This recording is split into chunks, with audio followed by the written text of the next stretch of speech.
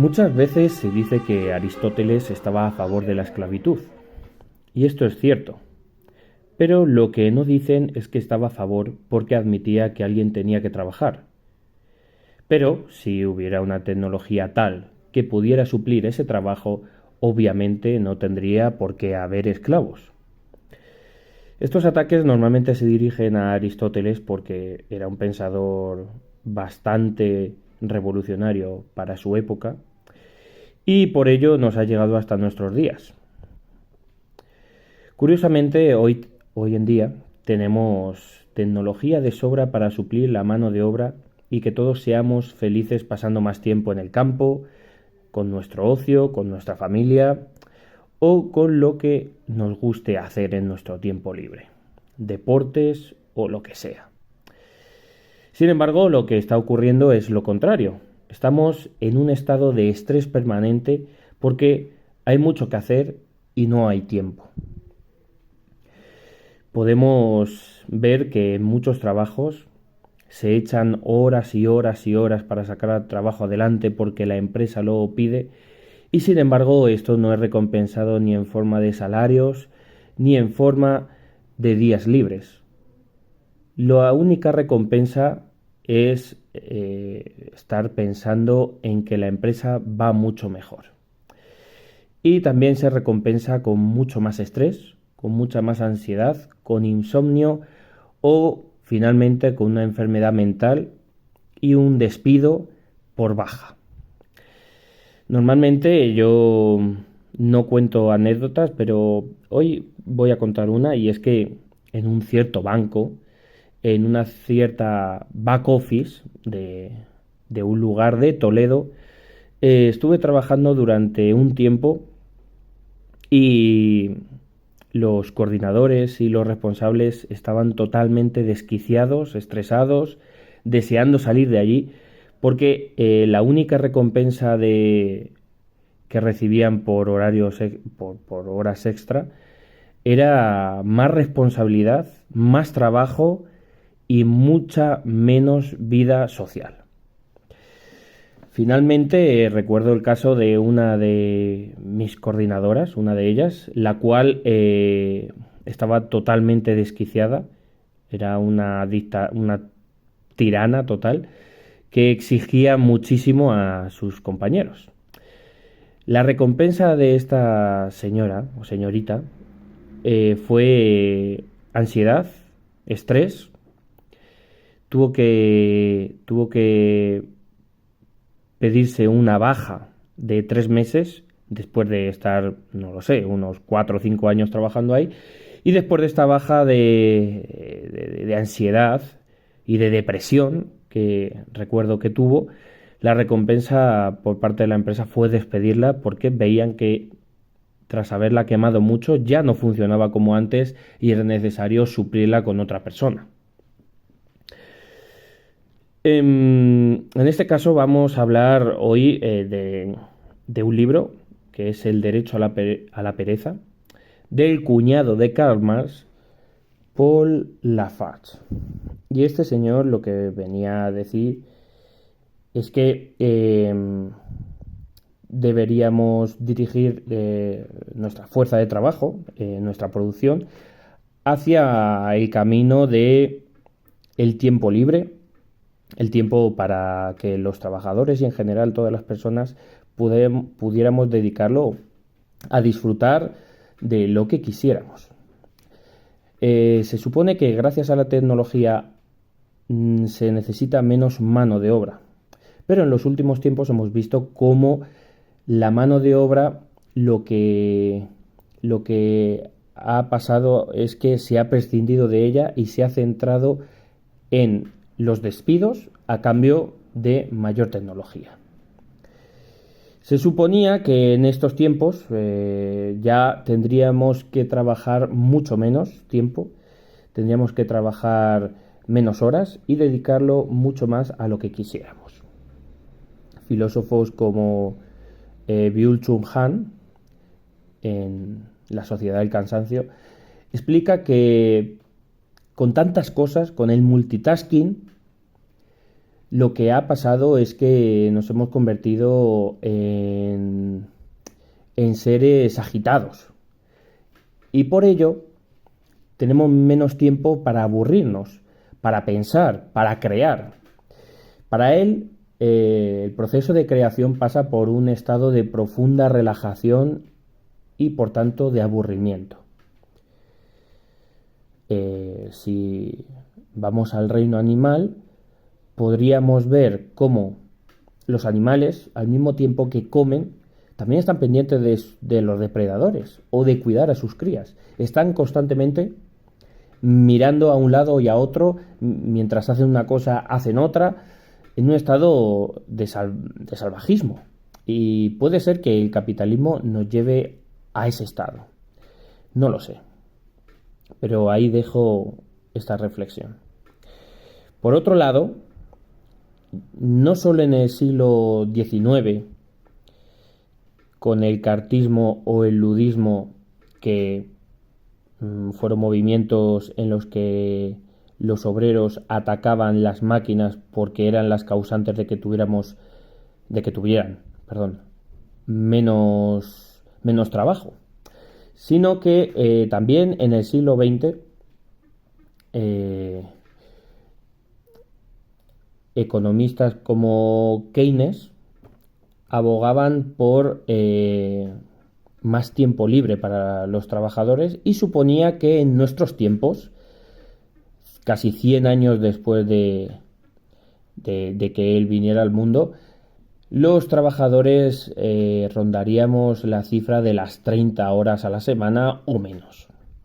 Como podemos ver, es todo lo contrario. Tanto trabajadores ajenos como autónomos en general tienen que echar muchísimas horas en su trabajo para poder costear los gastos que cada vez son mayores. Los autónomos, por ejemplo, no solo tienen que pagar sus cuotas, muchas veces tienen que tirar de ingenio para evitar pagar más impuestos, tienen que pagar normalmente pues, el alquiler del local, la compra de materiales o lo que sea. Por otro lado, o tienen que pagar préstamos, o tienen que pagar gastos de combustible, o lo que sea. Entonces, como el coste no deja de subir, tenemos que deslomarnos a trabajar. En general. O por supuesto que hay casos individuales que, oye, me alegro mucho por ellos y no tienen que llegar a estos extremos. Hay que alegrarse también por aquellos seres humanos que trabajan menos horas y disfrutan mucho más. En cualquier caso, centrándonos en Paul Lafarge y su obra El derecho a la pereza, que es muy corto pero que contiene muchas reflexiones, podríamos ver que él sí entendía que la lucha obrera, el comunismo, los movimientos de izquierda son solamente un instrumento para alcanzar un fin, que es el fin de tener tiempo libre, mientras que el tiempo de trabajo se reduce a lo mínimamente necesario. Por supuesto que no aboga por estar todos tumbados en la pradera y ver crecer la hierba, pero sí aboga por reducir el trabajo al mínimo, para que la gente pueda disfrutar de lo que ellos quieran. Por supuesto que hay que pagar cosas y hay que trabajar, pero una cosa es trabajar para uno mismo y otra es trabajar para el resto de parásitos. Paul Lafarge ha sido muy denostado a lo largo de la historia simplemente por ser el cuñado de Marx. Y curiosamente a mí los espantapájaros me llaman la atención. Y un espantapájaros que me pusieron fue este señor, porque decían que simplemente se había hecho algo famoso por ser el cuñado de Karl Marx y haberse casado con una de sus hijas. Sin embargo, yo, estaba en un proceso de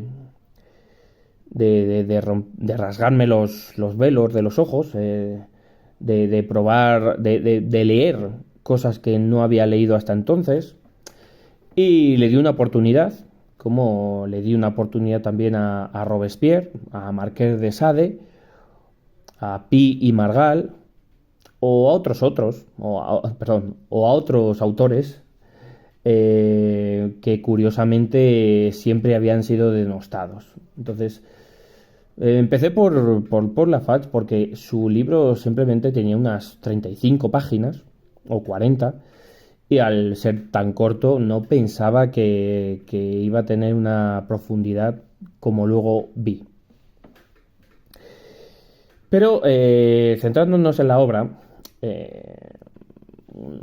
una parte importante se centra en la contextualización de la sociedad del siglo XIX y en partes, hay partes en las que comenta que en el pasado los grandes dirigentes de la Iglesia difundían la filosofía, para él tóxica, que enseña a las personas que están en la tierra pues a sufrir, pues a trabajar, a perdonar las ofensas constantemente porque ya llegará nuestra recompensa.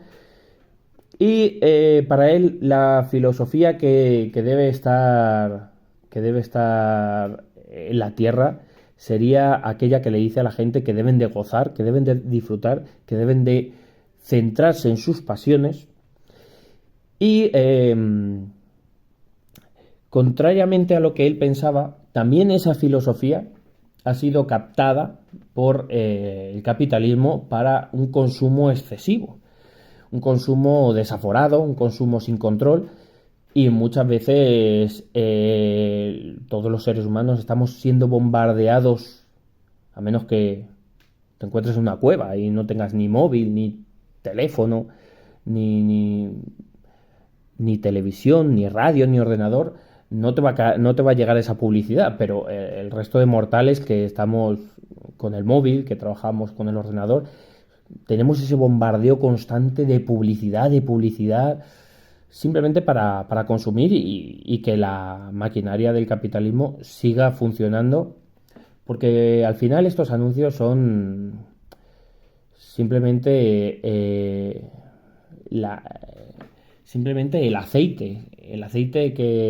y el lubricante que engrasa toda esta maquinaria. Porque claro, si estuviéramos sin todos estos anuncios, sin todo este marketing, pues obviamente quizá el consumo sería mucho menor y podríamos estar en otras cosas. Pero bueno, en cualquier caso, también volviendo a la obra, Paul Lafarge entendía que la Iglesia y la burguesía en el pasado, en los siglos posteriores al siglo XIX, habían formulado la moral de la clase burguesa que encarnaba el egoísmo, la estupidez y las ganas de dominar. Y el control, por supuesto. En los últimos, en los siglos, mejor dicho, en los años que comenzó la revolución industrial, se impuso el capitalismo mucho más abierto al consumo porque a los réditos que consiguen alentando el consumismo exacerbado se extendió la idea de que el verdadero motor del mundo era la productividad. No perder tiempo, abarcarlo todo, conquistarlo todo, ambicionarlo todo, consumirlo todo, controlarlo todo. Y al final volvemos otra vez al multitasking que estábamos comentando antes y que ya en el siglo XIX también hablaban de ello. Como hablaban también de que tenemos que centrar nuestro tiempo en trabajar.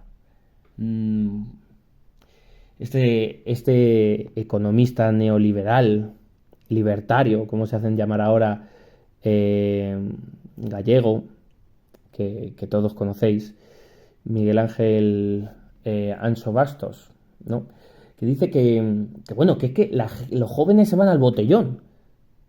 Ojo, se van al botellón, se van de fiesta, pero pocas fiestas hay de trabajar. Bueno, es que trabajar no es ninguna fiesta. Es que la fiesta y el trabajo es todo lo contrario. De hecho, como sabemos, se deben poner festivos para que la gente no trabaje, precisamente porque el trabajo es una esclavitud. Necesaria o no, pero lo es. Entonces, ya en el siglo XIX y mucho antes, me imagino, durante todo el tiempo que lleva el capitalismo dominando, se ha hablado de esto, de que el trabajo es lo mejor de la vida, es la virtud. Pero, ¿de qué virtud hablamos? ¿De qué virtud? De la virtud de dedicarnos a producir algo que en realidad no queremos. De que si no trabajamos nos morimos de hambre. Como la espada de Mocles, ¿no? Ahí está, pendiente, arriba, que nos va a caer en cualquier momento. En cualquier caso, los países que estaban bajo el capitalismo, eh, donde el estado normal de las cosas para ellos era la abundancia, eh, o eso es lo que comentaban los voceros de la burguesía, es que gracias al capitalismo hay abundancia, ¿no?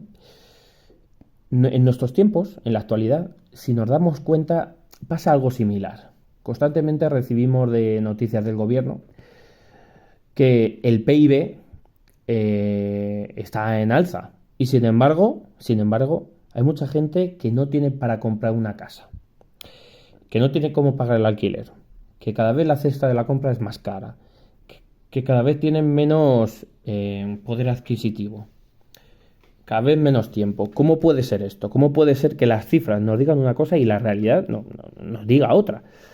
Pues porque el capitalismo y el sistema en general, no hace falta, no es necesario hablar del capitalismo. El gobierno tiene que proteger su gestión, tiene que protegerse a sí mismo, tiene que protegerse de que otros entren a gobernar. Y por eso los datos pueden estar falseados o manipulados. En cualquier caso, incluso aunque no estén, nosotros podemos verlo. Los coches cada vez más caros. Al mismo tiempo que no podemos comprarnos un coche, por ejemplo, nos piden que si no lo compramos sea un coche eléctrico o híbrido, que es mucho más caro aún. Entonces, lo que estamos viendo es una regresión al pasado. Podemos oír a streamers, a divulgadores, a voceros del sistema, a supuestos expertos, decir que en realidad la causa de nuestras miserias no es otra pues que el abandono de la familia tradicional, la excesiva libertad que tienen las mujeres abortando o, o saliéndose fuera de su rol tradicional, o que hemos dado la espalda a Dios. Al final estos son meros pretextos, meras excusas para no ir a la raíz del problema. Podemos referirnos a este fenómeno que lleva ocurriendo varios meses, en el que en las redes sociales vemos que constantemente que dicen que es que en España el problema es el socialismo. Pero ¿qué socialismo es este? El que hace el PSOE. El PSOE que, bueno, viendo cómo sube el precio del alquiler o la vivienda, no hace nada para frenarlo. Sin embargo, el socialismo tradicional lo que pretende es que estén garantizados ciertos derechos y ciertas necesidades de la gente y que estén cubiertas por el Estado, tanto la vivienda como la educación, como la sanidad. Y lo que estamos viendo es que se están recortando en todo eso. Por otro lado, ¿dónde están los convenios maravillosos que protegen a la clase trabajadora? Ahora que el PSOE está gobernando. Puesto que el socialismo aboga por la protección de los trabajadores. ¿Dónde están esos convenios maravillosos si cada vez están quitando más? El ministro Óscar Puente, por ejemplo, le parece maravilloso que venga un fondo de inversión como BlackRock a comprar miles de viviendas para luego sacarlos al mercado por el doble o por lo que le dé la gana. Hombre, eso no es muy socialista, pero parece que la gente no lo acaba de entender. Debemos recordar que en el siglo XV, en el XVI y en el XVII, la burguesía se había revestido con las tradiciones del paganismo, glorificaban la carne, la pasión, volvían en algunos sitios a hacer estas fiestas romanas en las que se juntaban todos, llamados Bac y lo que sigue, orgías. Entonces, y además volvieron a recuperar en el Renacimiento, en estos siglos, todas las tradiciones grecorromanas, adorando a dioses que no eran el cristiano o el judío. Digamos que buscaban el placer terrenal, ¿no? Habían dado un poco la espalda al cristianismo, a Dios, y veían que la vida en la tierra quizá merecía la pena ser exprimida. En cualquier caso, reprobaban la moral cristiana y, sin embargo, hoy reniega de los placeres. No lo exponen tanto, no lo predican tanto, sino que lo mantienen más en una etapa mucho más privada. Reniegan además de muchas doctrinas y ahora apuestan mucho más por la pureza cristiana. La moral cristiana capitalista es una parodia de la moral judeocristiana, puesto que castiga sobre todo la carne de los que menos tienen. Su idea consiste en reducir al mínimo las necesidades de la gente que produce, de los trabajadores, de suprimir sus goces, sus pasiones y finalmente condenarlo al papel de máquina redentora del trabajo sin tregua y sin misericordia. Hay que trabajar, hay que trabajar, hay que trabajar. Nada de fiesta, nada de tiempo libre, no hay que parar, hay que producir, hay que dar rentabilidad, hay que. Si nos fijamos mucho, si nos fijamos en el cristianismo de manera, digamos, paralela al capitalismo, podemos decir que, bueno, el cristianismo muchas veces parece que su idea encaja perfectamente en lo que pretende también el capitalismo. Pongo aquí unos ejemplos. La Iglesia siempre ha abogado por tener sexo, siempre buscando la reproducción. Es decir, por eso estaba en contra de los tratamientos anticonceptivos. ¿Por qué? Porque el sexo no tiene que ser un goce. Tiene que ser la búsqueda de traer más seres humanos al mundo para tener más mano de obra o para emplearlos en el trabajo, ¿no? Sobre todo a las clases que menos tienen, porque a los ricachones nunca les he visto echar por cara a la Iglesia que esas personas usen anticonceptivos o aborten o... No. Si van a Londres a abortar como hacían en el pasado, aquí no pasa nada. La idea... Y luego, por otro lado, los suicidios están muy mal vistos a ojos de Dios, pero ¿qué pasa con las personas que están tan angustiadas y no tienen ninguna ayuda y acaban tan desesperados que tienen que arrojarse? Claro, esto no le parece bien al cristianismo porque, bueno, hay que aguantar, hay que poner la otra mejilla, hay que aguantar. Pero vamos a ver, ¿no es mejor ofrecer una ayuda a estas personas desesperadas y un alivio antes de que lleguen a esos extremos? Pues no lo sé. Parece que para la Iglesia, al final, la mano de obra sirve al capitalismo para todo esto. En cualquier caso, deberíamos extirpar estos prejuicios que ha traído la clase dominante y deberíamos proclamar que la Tierra tiene que dejar de ser un valle de lágrimas para los pobres, para los desheredados, y que la sociedad que queremos fundar, si puede ser pacíficamente, donde las pasiones humanas tendrán rienda suelta, ya que todas son buenas por naturaleza y solo debemos evitar su mal uso y su exceso. Y esta era la opinión de un naturalista como Charles Darwin. Sí, sí, esto pensaba él también. Lo que ocurre es que parece que ha habido una especie de pandemia, una pandemia loca y extraña que se ha apoderado de la mente de los trabajadores de los países civilizados. Y es que esta enfermedad, esta idea extraña que es el amor al trabajo, que es la responsable de estas miserias sociales que torturan a la humanidad. Y es que la pasión furibunda por el trabajo llega hasta el agotamiento de todas las fuerzas de la persona en concreto que lo sufre. No tiene otra vida que el trabajo, no hace otra cosa que el trabajo y finalmente acaba muriendo sin haber disfrutado de otra cosa que el trabajo muchas veces, para otra persona que acaba llevándose el beneficio de ese trabajo. Constantemente se llega a dar más de lo que se tiene y muchas veces ayudándonos de los medios tecnológicos, más veces funcionan estos medios como un látigo que como un alivio en el trabajo.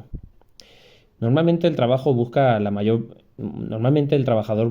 mayor productividad y el mayor beneficio, pero estos beneficios nunca llegan o nunca caen en sus manos, sino que caen en manos del Estado o del patrón, que al final en estos sistemas actúan como un parásito. El trabajador o la trabajadora cae rendido por sus esfuerzos de medrar, de subir de peldaño, de poder gastar en lo que desea y lo que necesita, y el trabajo excesivo acaba causando o enfermedades mentales o enfermedades físicas, angustia, desolación, tristeza, abandono, se rompen sus vínculos sociales, su familia al final pues no comparte tiempo de calidad con ella, no puede educar correctamente a sus hijos porque tiene que estar en el trabajo. Bueno, pues lo que hemos comentado a lo largo de este programa. En vez de reaccionar a todo esto como lo que es una aberración, normalmente los economistas, los locutores de radio, los moralistas, los sacerdotes, los jefes de la patronal, pues siguen santificando el trabajo. Y cuando se ven acorralados, pues bueno, pues se echa la culpa al Estado y el Estado al patrón y el patrón finalmente al trabajador por su baja productividad. Pero es que si nos damos cuenta, siempre encuentran una excusa. Si no es la productividad, es el PIB, y si no es la deuda, y si no es, siempre encuentran una excusa para que siempre acaben sacrificados los mismos.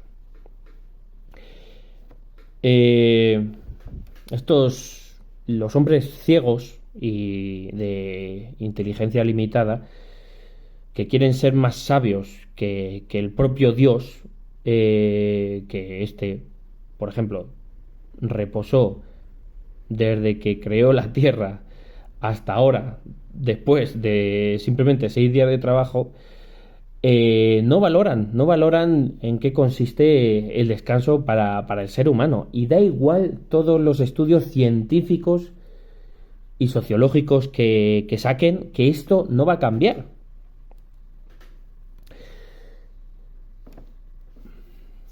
Han querido rehabilitar lo que Dios maldijo, que era el trabajo. Y para los intelectuales, para todos aquellos que buscan las verdaderas pasiones humanas, han liberado los dogmas esclavistas, diciendo que el trabajo es una pasión humana más. Pero es que el trabajo es la peor de las esclavitudes. Se ha sustituido las cadenas por la nómina.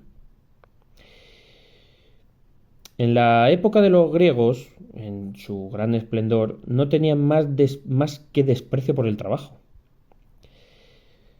Solamente los esclavos se les estaba permitido trabajar y el hombre libre no conocía más que el deporte, los ejercicios corporales y los juegos de inteligencia. Incluso el propio Sócrates hablaba muy mal de la gente que no dedicaba tiempo al deporte y prefería estar tumbado, que prefería estar descansando antes que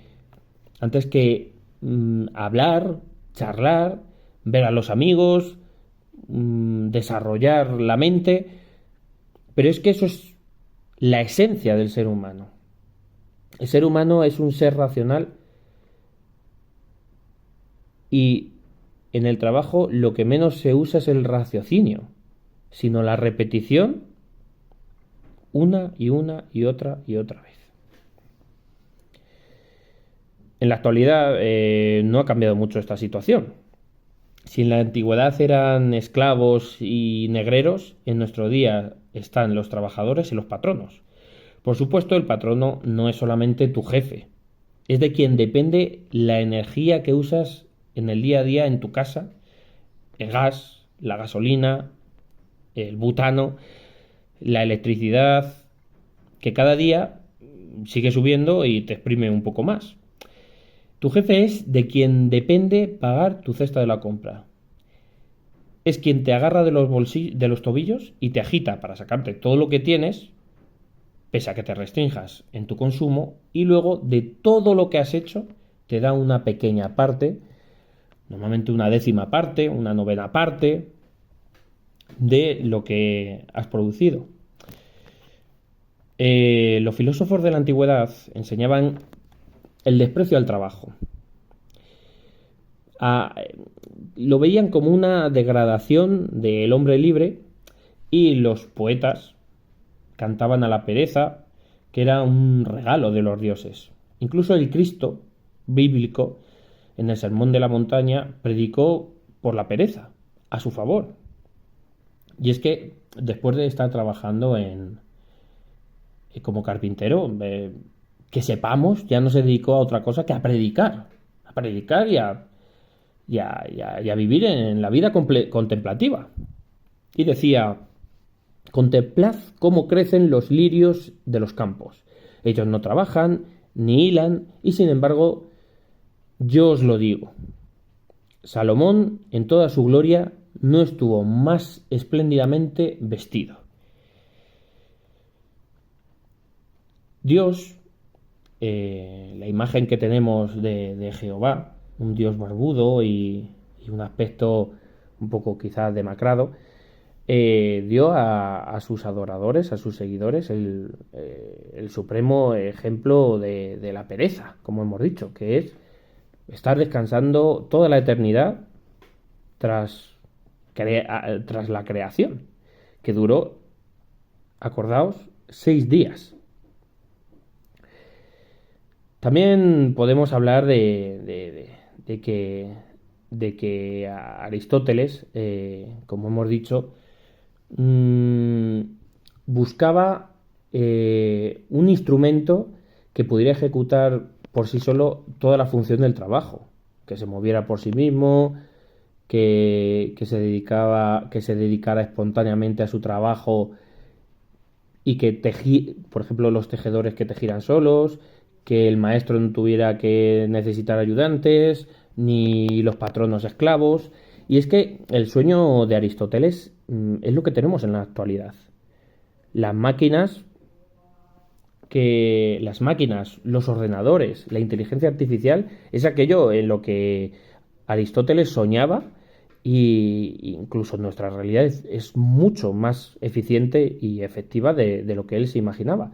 Y sin embargo, aquí seguimos.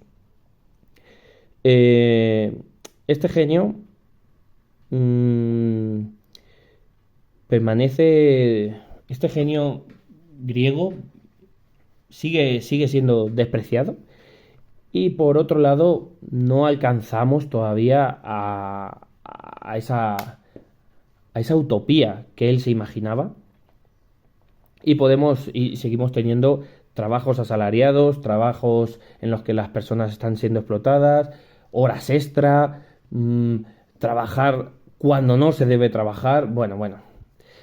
Entonces, lo que me parece que aquí deberíamos ver es cómo a pesar de todo, de los avances, a pesar de la producción, a pesar de todo lo que nos dicen, los grandes capitalistas se resisten todavía, se resisten a compartir esa riqueza.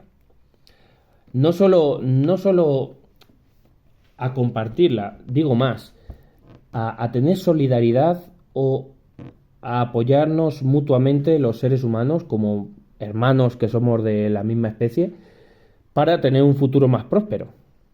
Se niegan. Me recuerda un poco a esos niños pequeños que no les enseñan a compartir desde cuando juegan y todo es suyo, todos los juguetes, todo lo que les gusta es suyo, no hay manera de compartir y es que parece que si eso, según Sigmund Freud, si eso no se corrige desde pequeño, parece que acaba derivando en la sociedad que tenemos hoy, ¿no? Entonces, cuanto más tiempo libre tengamos, más podremos educar a nuestros hijos para que no sean así de avariciosos. Entonces, bueno, con esta conclusión termino este programa. Espero que os haya gustado. Tenía ganas de daros esta pequeña reflexión y bueno, nos vemos en el siguiente programa, en un siguiente vídeo y espero que, bueno, me podáis apoyar como mejor podáis, como vosotros veáis y seguir haciendo estas reflexiones libres, muchas veces espontáneas, otras veces mucho más elaboradas.